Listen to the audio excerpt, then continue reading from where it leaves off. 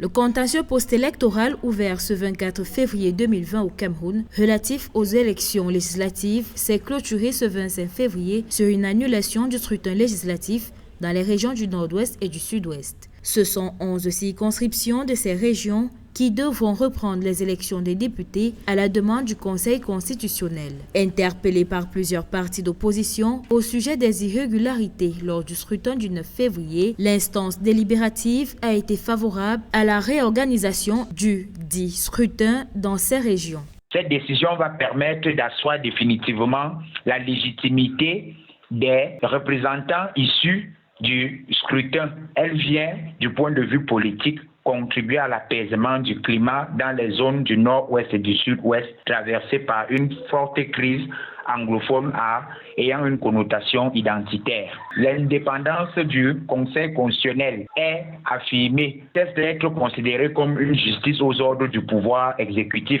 Selon le Conseil constitutionnel, l'insécurité causée par les sécessionnistes n'a pas permis la tenue des élections dans certaines localités des régions anglophones du pays. L'organe en charge des élections dispose donc de 20 à 40 jours pour réorganiser les élections législatives dans les 11 circonscriptions ciblées selon la réglementation en vigueur.